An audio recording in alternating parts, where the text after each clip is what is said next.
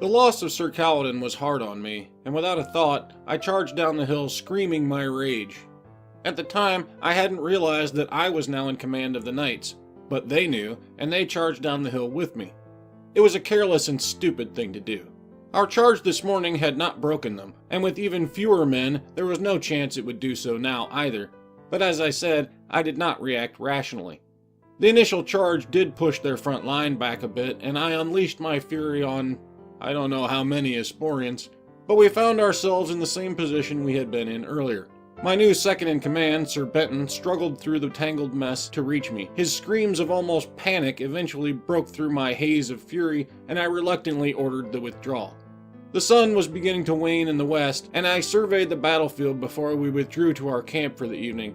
Men and horses lay scattered across the plain, and the grass stained crimson, but strategically, nothing had changed. We killed them, they killed us. The deadlock continued. The next morning, our position on the western flank was relieved by fresh units of infantry just arriving from Athila. The knights were ordered to withdraw and await reinforcements. Our numbers were depleted by yesterday's action, and even proud General Bertal could see we were not a very effective fighting force right now. We needed rest and reinforcements. But I had an idea. I met with General Bertal and explained part of my idea. It would take a few days for reinforcements to reach us anyway, but if we rode north to meet them instead, we would have our full fighting force again. So far away from Asporian eyes, we would then be free to return to the battlefield wherever we liked. If we strike quickly, they would not have enough time to counter our move. General Bertal wasn't exactly thrilled with the idea. He was nervous that without the knights on the battlefield, the Asporians may grow bold and try to flank him. To reassure him, I lied.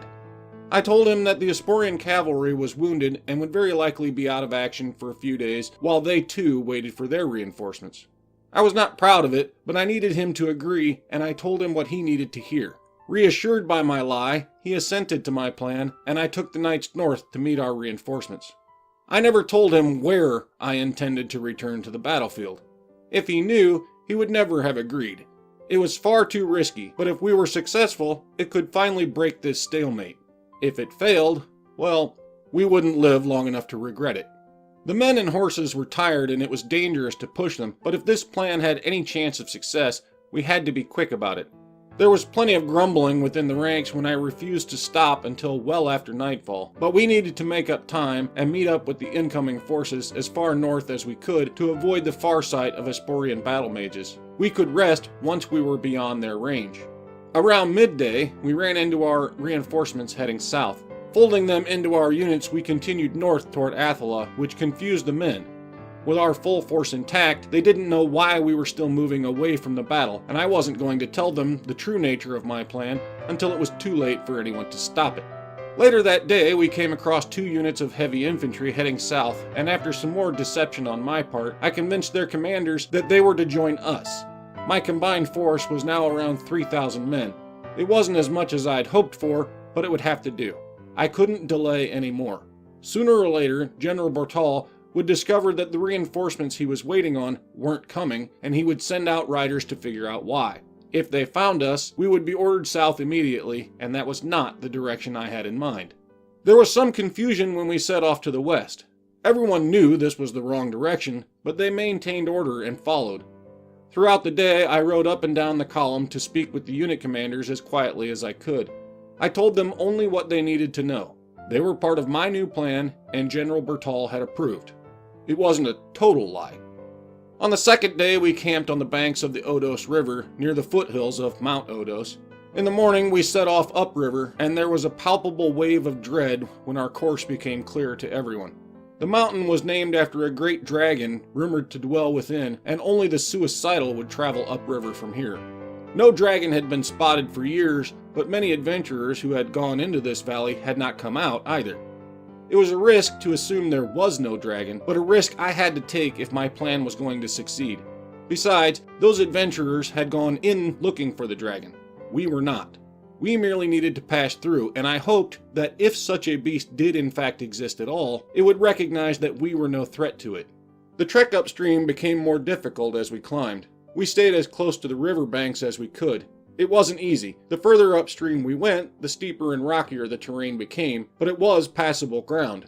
Our columns were becoming stretched out longer and longer as the pass became more and more narrow, but on the evening of the fourth day, we had reached the headwaters of the Odos River and could clearly see the small forest below us. The loose rocks made the descent a bit tricky for the horses. Our progress was slower than I'd have liked, and there was a risk of being spotted too soon, but speed now might cost us lives, and I needed all the men I had to pull this off. With any luck, our presence here would be completely unthinkable to the Asporians, and they would not be looking in this direction. After 4 days of rugged travel through the mountains, we had seen no dragon, and my men were exhausted, but by evening we had finally come to rest, hidden in the forest just north of Thistledale. I needed everyone at full strength, so I ordered them to rest here, but no fires, and as little noise as they could manage. If we were still undetected, I wanted to keep it that way. I didn't expect much organized resistance this far to the rear of the Asporian lines, but we were in a very dangerous position, and the longer we remained hidden, the better off we'd be.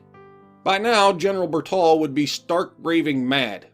Days ago, he would have sent out riders to find us when we did not return to the battlefield. While those riders never caught up to stop me, by now they had surely heard from locals or farmers along the way and reported back to him which direction we had gone. I could only hope that by now he understood what I was going to do and carried out the attack I was counting on him to make.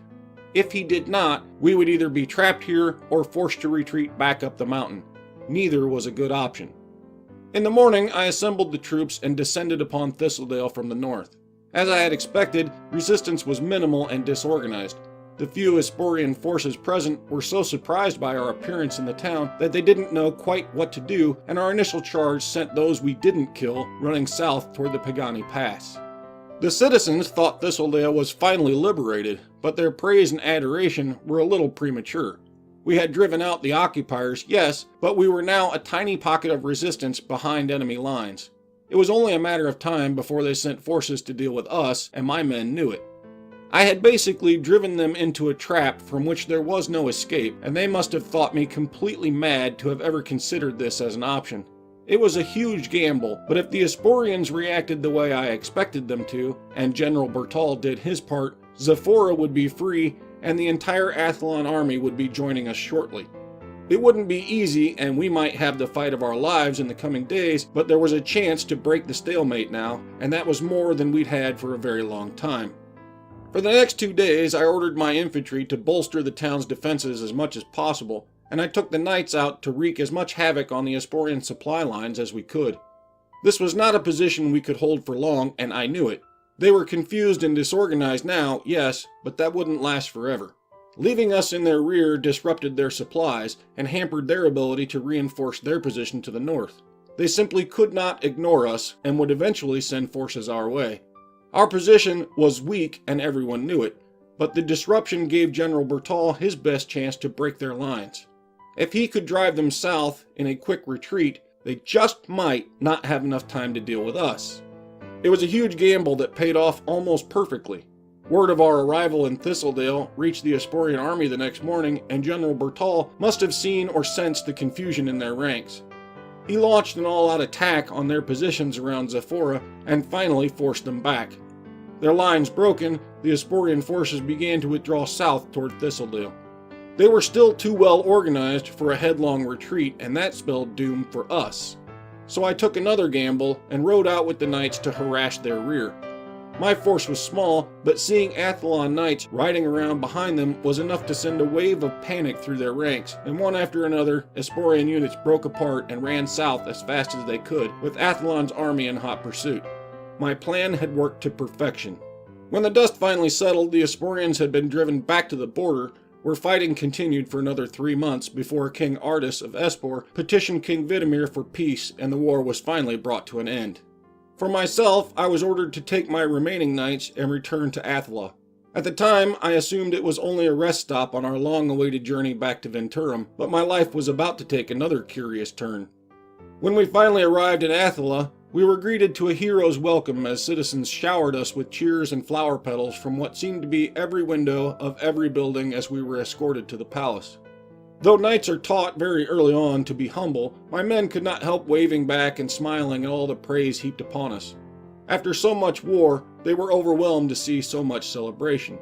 My reaction was slightly different.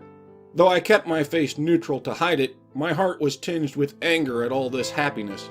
The sights, sounds, and horrors of the battlefield were but a story to these people, some far-fetched tale of heroic deeds and noble sacrifices.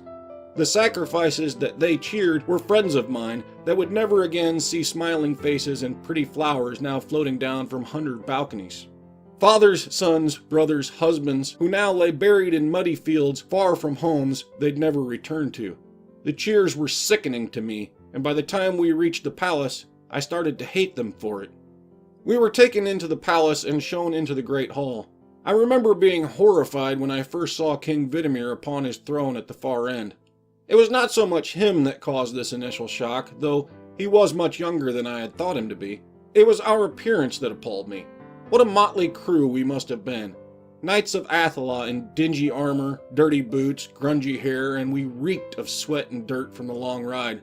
I was embarrassed to be presented to the king in such disarray, and I silently cursed the stewards for bringing us in directly. But already announced by the herald, I had no choice, and the knights fell into formation behind me as we walked across the chamber and knelt before the king. The king bade us to rise and immediately dismissed my apology for our appearance, insisting that it was his honor to receive such brave knights and their daring commander. I was a little surprised that he even knew of our exploits. I had naturally assumed that pompous General Bertal would claim and receive all credit for my tactics, but apparently I had underestimated him. Traditional courtesies out of the way, the king proceeded to ceremoniously present each of my knights with medals of valor and a small pouch of gold coins for their service during the war. Though my men certainly deserved to be rewarded, decorum demanded that I protest. We are already paid for our service. But the king merely smiled and cut off my objection. He insisted we had gone above and beyond the mere call of duty, and this was just a small token of his eternal gratitude.